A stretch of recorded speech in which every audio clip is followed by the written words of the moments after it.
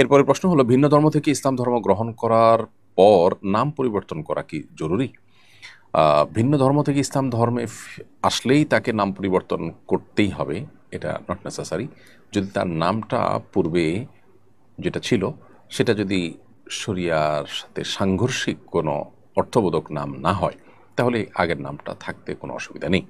ধরা যাক কারোর নাম সুমন, তো সুমন মানে ভালো মনের অধিকারী। তো এই নামটার মধ্যে কোনো খারাপ কিছু নেই, এবং এটা অন্য কোনো ধর্মের মানুষের নাম হিসাবে আপনার চূড়ান্ত বা আপনার অর্থের দিক থেকে সেরকম কোনো অর্থ বহন করে সেরকমও না, কিংবা এর মধ্যে শিরপূর্ণ কোনো কিছু নেই নামের অর্থের মধ্যে, তাহলে সেক্ষেত্রে আপনি অবশ্যই এ নাম রাখতে পারেন। অর্থাৎ ইসলাম গ্রহণ করার পরও সুমন নাম থাকতে কোনো অসুবিধা নেই। কিন্তু কিছু নাম আছে যেগুলো আসলে সেখানে শিরক আছে। যেমন কেউ যদি আহ, নিজে নামের মধ্যে আপনার ধরুন আপনি হিন্দু ধর্মাবলম্বী ছিলেন, তো হিন্দু ধর্মাবলম্বী থাকার কারণে হিন্দুদের যে ধর্মীয় নাম, যে নামগুলোর মধ্যে হিন্দু ধর্মের নিদর্শন রয়েছে, সেখানে তাদের দেবতা প্রতিমা, তাদের নামের অংশবিশেষ আছে এবং নামের অর্থের মধ্যে শিরপূর্ণ বিষয় আছে, তাহলে সেক্ষেত্রে সে নাম পরিবর্তন করতে হবে। কিন্তু এরকম কিছু যদি না থাকে তাহলে নাম পরিবর্তন করা জরুরি না। আমাদের দেশে সাধারণত মনে করা হয় মুসলমান হলেই নামটা পরিবর্তন করতে হবে।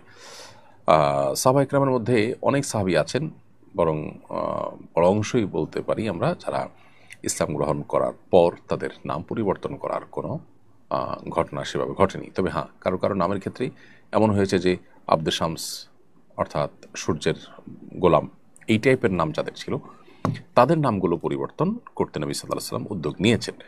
অতএব বিষয়টা নির্ভর করে যে নামের অর্থ কি সেটা।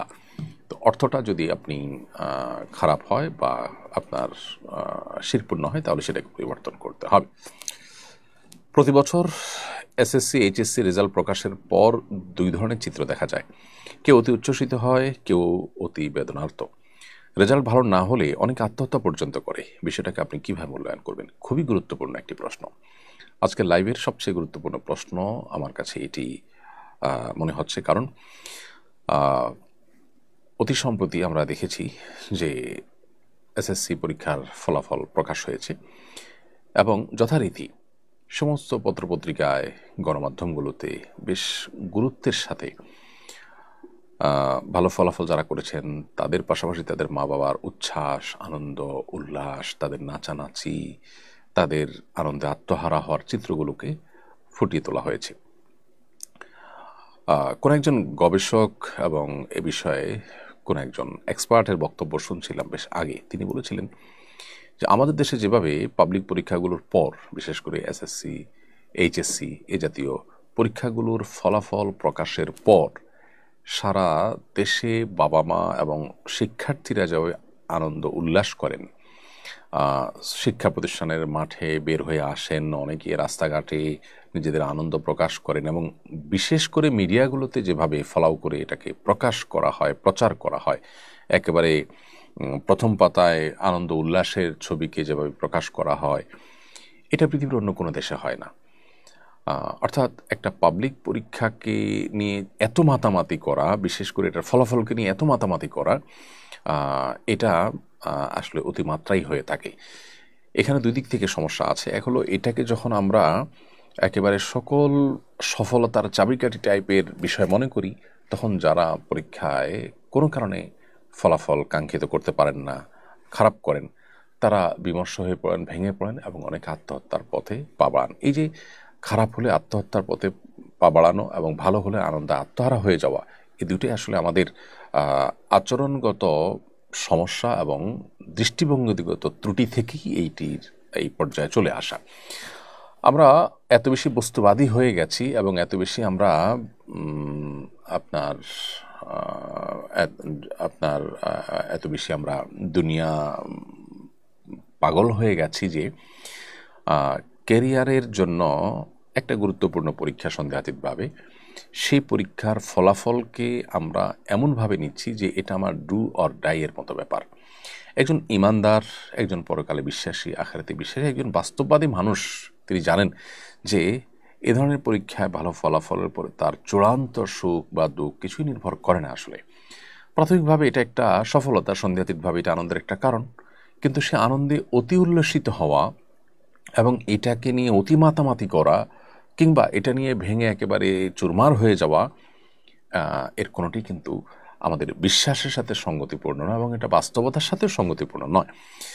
দেখুন, অনেকে আছেন যারা এসএসসি এইচএসসিতে অনেক ভালো ফলাফল করেছেন কিন্তু জীবনে তেমন ভালো কোনো জায়গায় যেতে পারেননি, ক্যারিয়ারে ভালো কিছু করতে পারেননি। আবার এর বিপরীতে অনেকেই এসএসসি এইচএসসি অথবা সমপর্যায়ের পরীক্ষাগুলোতে যথেষ্ট খারাপ করার পরও তাদের জীবনে অনেক ভালো জায়গায় যেতে পেরেছেন। এবং এ ধরনের ঘটনা যে খুব রেয়ার ঘটে তা নয়, আমাদের আশেপাশে আমরা অহরহ দেখতে পাবো। তাহলে এইটাকে বিশেষ করে আমাদের সন্তানদেরকে এটাই জীবনের একেবারে ডুয়ার ডায়ের মতো ব্যাপার এটাকে বানিয়ে ফেলা, এই জায়গাটিতে আমাদের বোধ হয় একটু পরিবর্তন আনা দরকার, একটু সংশোধনী আনা দরকার। তা না হলে আমরা যেটা দেখতে পাচ্ছি যে এইটাকে ঘিরে দেখা যায় যে সন্তানরা নিজেদের দিন, তাদের নীতি নৈতিকতা, তাদের আদর্শ সব কিছু ভুলে শুধুমাত্র এটাকে ঘিরে তাদের সব কিছু গড়ে তোলেন। অর্থাৎ বাবা মার কাছেও সন্তান জিপিএ 5 পেয়েছেন কিনা সেটা গুরুত্বপূর্ণ, মানুষ হিসেবে সে জিপিএ 5 পাওয়ার মতো কিনা, মানুষ হিসেবে সে প্লাস পাওয়ার মতো কিনা বা পাচ্ছে কিনা সেটা দেখার কোনো চিন্তা মা বাবার মাথায় থাকে না। যার কারণে আমরা একটা শিক্ষিত সমাজ পাচ্ছি কিন্তু সভ্য সমাজ পাচ্ছি না, মানবিক সমাজ পাচ্ছি না, নীতিবান সমাজ পাচ্ছি না। তো এই শিক্ষিত সমাজ দিয়ে আমরা কি করব? এরকম শিক্ষিত মানুষের সংখ্যা দেশে বেড়েও আমরা দেশকে কি কাঙ্ক্ষিত জায়গায় নিয়ে যেতে পেরেছি? আমার দেশে চুরি, দুর্নীতি, 2 নম্বরি এই কাজগুলো কি কমছে না দিন দিন আরও বাড়ছে? অতএব এই জায়গাটাতে আমাদের মনোযোগ দেওয়া দরকার।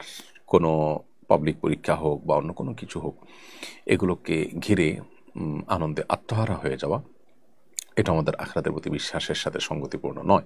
আমরা আমাদের পরিবারের সন্তানদেরকে বলে দিব তোমরা পড়ালেখা করবে মনোযোগের সাথে, তাদেরকে আমরা সময় দিব, তাদেরকে আমরা ফলো আপে রাখবো যাতে তারা বিপদগামিতার পথে না যায়, সময় নষ্ট যেন না করে, তারা যেন পড়ালেখা করে। কিন্তু কোনো কারণে যদি পরীক্ষা খারাপ হয় তাহলে সেক্ষেত্রে তাদেরকে আমাদের বুকে ঠাঁই দিতে আমরা কার্পণ্য করব না। তাদেরকে ভৎসনা করে, তাদেরকে কোণঠাসা করে ফেলা এবং অন্য সন্তানদের সাথে, অন্য ছেলে মেয়েদের সাথে, অন্য শিক্ষার্থীদের সাথে, অন্য ঘরের ছেলে মেয়েদের সাথে তাদেরকে কম্পেয়ার করে তাদেরকে এক ধরনের যুদ্ধের মধ্যে নামিয়ে দেওয়া, এটা একেবারে অনুচিত। আমরা নিজেরা টাকা পয়সার মেশিন হিসেবে নিজেদেরকে বিবেচনা করি এবং সন্তানদেরকেও টাকা পয়সার মেশিন বানানোর জন্যই মূলত কাজগুলো করি।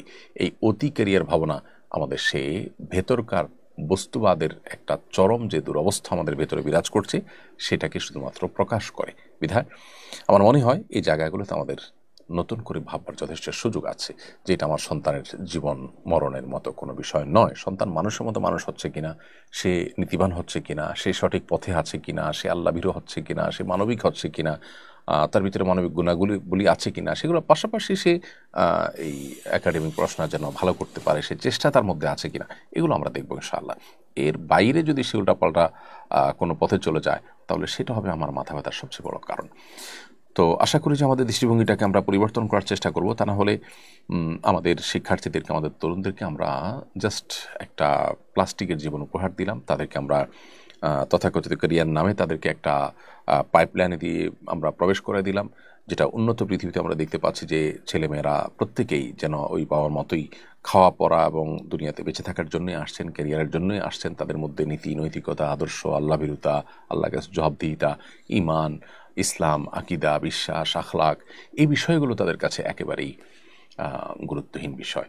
তো তাদের মতো লাইফ আমরা যদি কামনা না করি তাহলে সেক্ষেত্রে আমাদেরকে অবশ্যই এই জায়গাটাতে ব্যালেন্স করতে হবে এবং অতি উল্লাস এবং অতি বেদনাহত হওয়া, এর কোনোটা ইসলামের সাথে যায় না। আল্লাহ তাআলা বলেছেন যে আল্লাহ তাআলা ইন্নাহু লা ইউহিব্বুল ফারিহিন, অতি উল্লাসিত হওয়া মানুষগুলোকে আল্লাহ যেরকম পছন্দ করেন না, ঠিক একইভাবে আল্লাহ বলেছেন লা তাকনাতু মির রাহমাতিল্লাহ, আল্লাহর রহমত থেকে নিরাশ হয়েও না।